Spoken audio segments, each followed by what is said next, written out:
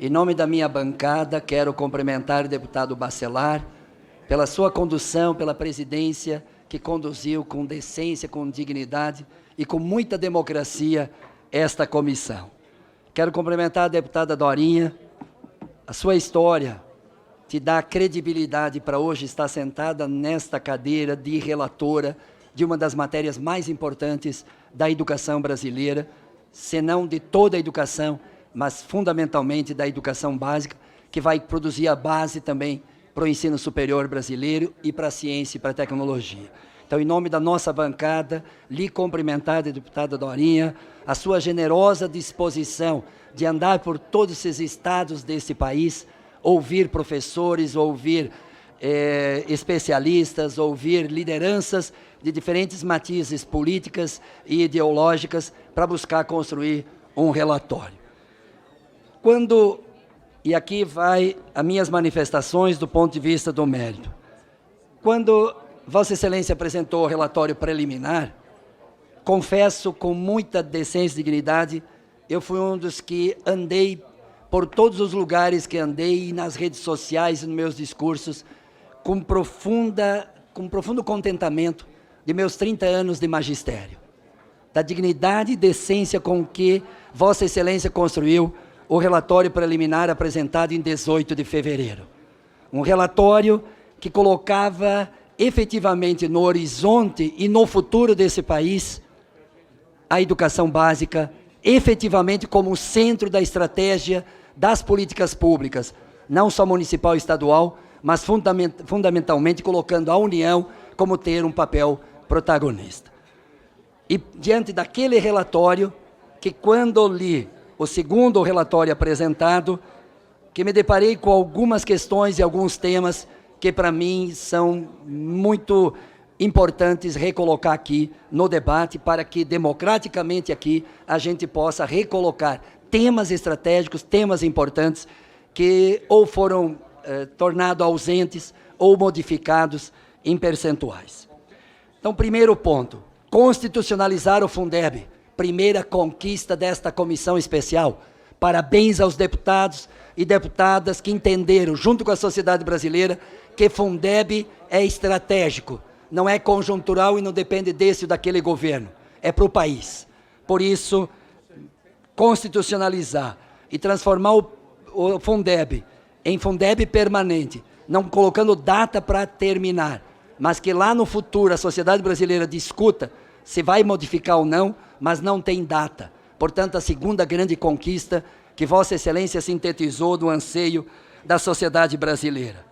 Terceira conquista, o modelo híbrido que Vossa Excelência construiu ouvindo de manter o atual modelo para não ter tantos transtornos em relação ao modelo atual dos 10%, de 10% da complementação da União, e o restante do percentual ser com novos critérios incluídos, e acho que a grande novidade é incorporar as redes, é incorporar os municípios, é incorporar novos critérios na classificação e definição desses recursos. Portanto, quero destacar, porque é uma grande conquista que Vossa Excelência sintetiza no seu relatório.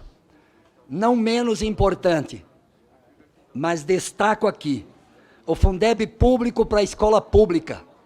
Eu estranho e me surpreendo como é que alguém, numa situação histórica de carência de recurso público para a rede municipal, para a rede estadual, inclusive para o ensino tecnológico desse país, para a educação integral, para a educação profissional, alguém defenda que o Fundeb possa ser destinado para a escola particular que distribua lucro e patrimônio. E sua posição aqui, cristalina, de afirmar que o Fundeb público é para a escola pública, é uma conquista do seu relatório e eu destaco aqui. Quais meus questionamentos em relação ao que eu defendo e que poderíamos avançar no debate democrático, porque, em última instância, quem delibera é a comissão especial e depois o plenário desta casa. A primeira, o percentual. Percentual de 20% para 40%, que foi seu relatório apresentado em 18 de fevereiro. Eu queria dizer como nós vamos cumprir o PNE se ficar só 20%. Como nós vamos cumprir os planos municipais que o promotor está lá cobrando do prefeito, da secretária ou secretário de Educação, cumprir o plano municipal ou os governos estaduais? Que muitas vezes o plano nacional não tem tanta cobrança como tem lá nos entes da federação. Como vamos atender 7 milhões de crianças que não têm creche ainda? 7 milhões estão excluídos do direito a ter creche, se só vamos complementar 10% a mais, escalar dentro de um cronograma de um período ainda distante. Como vamos atender as crianças de 4 a 5 anos, que é o direito obrigatório pela Emenda Constitucional 59, e tem 600 mil crianças de 4 a 5 anos que não têm direito à pré-escola? Como vamos atender milhões de jovens que não tiveram direito na idade normal de fazer o ensino médio, ou de cada 10, só 6 se formam no ensino médio? Ou seja, estruturar o ensino médio, estruturar o ensino profissionalizante. Como vamos responder que já tínhamos 28% de educação integral em escola integral, baixou para 23%, com somente 20% da contribuição da União? Como vamos atender de 6 milhões de jovens e adultos que estudavam, e pela modalidade e a regra com que o Fundeb foi constituído, e aí é uma crítica ao Fundeb atual, reduziu-se para 3 milhões. Onde é que vai estar a perspectiva de contemplar esses milhões de jovens e adultos que não concluíram o ensino fundamental e o ensino médio, que nós estamos falando em 77 milhões de brasileiros? Ou seja, então, portanto, nós queremos retomar, deputada Dorinha, os 40%. E quem sabe aqui a gente possa conciliar em 30%, que poderia ser um acordo construído aqui para ampliar a complementação da União. O segundo questionamento, que foi retirado do texto, salvo o melhor juízo da minha leitura, o direito ao não retrocesso. Por que retirar esta prerrogativa constitucional que permite o não retrocesso?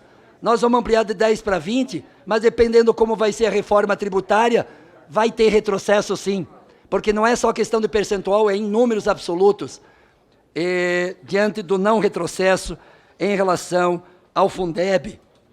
O custo aluno qualidade também, salvo o melhor juízo, foi retirado do relatório, que é uma das grandes conquistas de todo o debate educacional do Plano Nacional das entidades da sociedade civil organizada.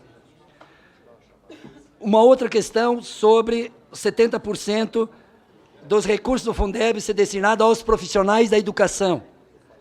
O relatório inicial era de 75%.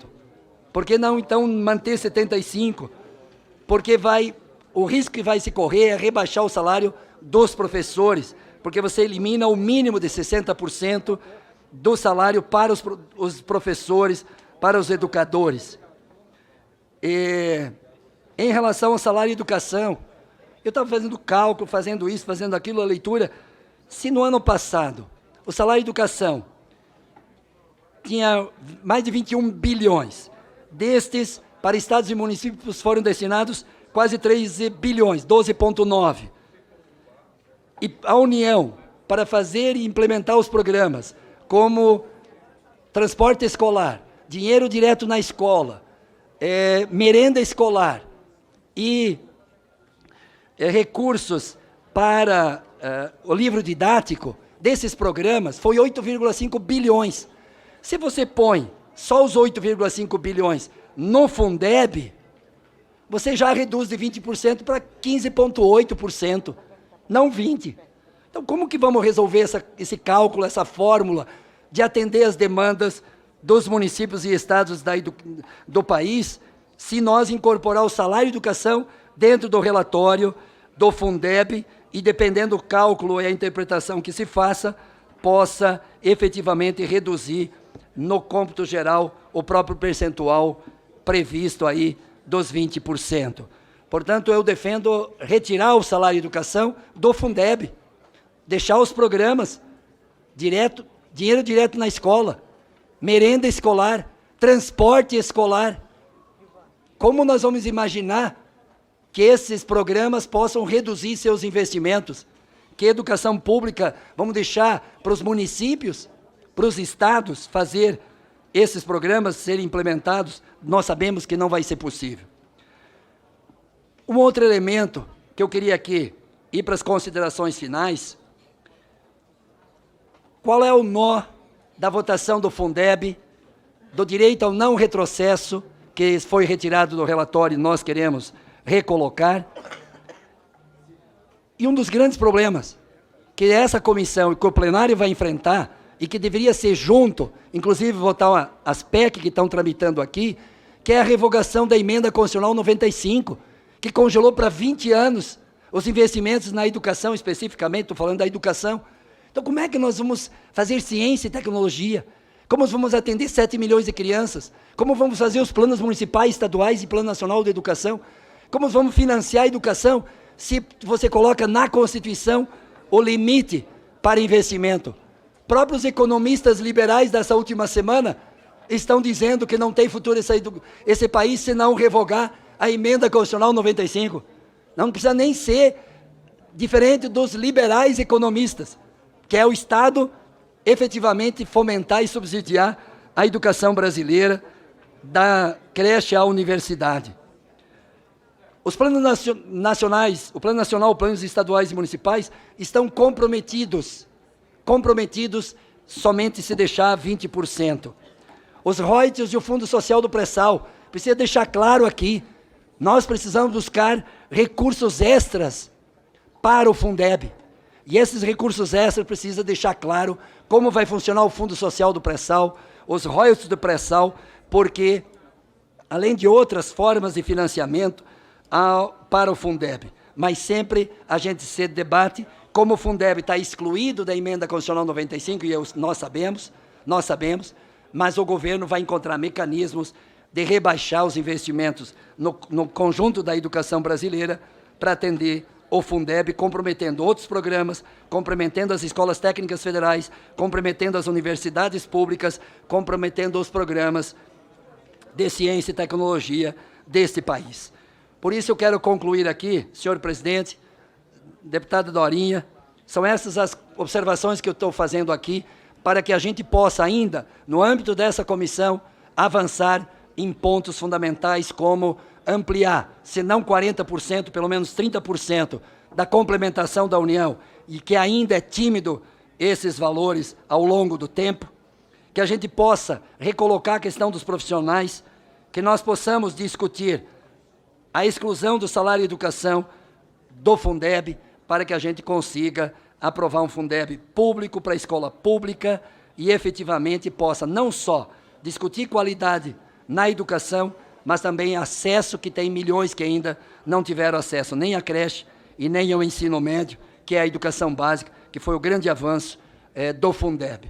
Se nós tínhamos o Fundef, criado lá no governo Fernando Henrique, o Fundeb foi um avanço qualitativo que transformou a educação básica brasileira, que foi no governo do presidente Lula.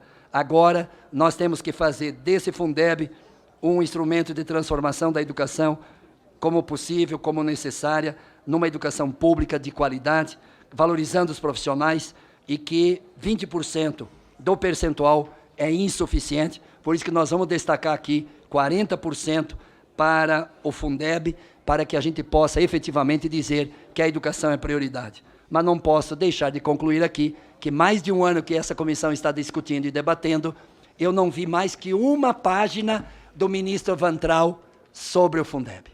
Não vi formalmente um ofício de uma página. É lamentável, no governo Bolsonaro, que exclui a educação como prioridade brasileira, como prioridade de um país que quer ser nação. Um governo que não prioriza a educação compromete o futuro.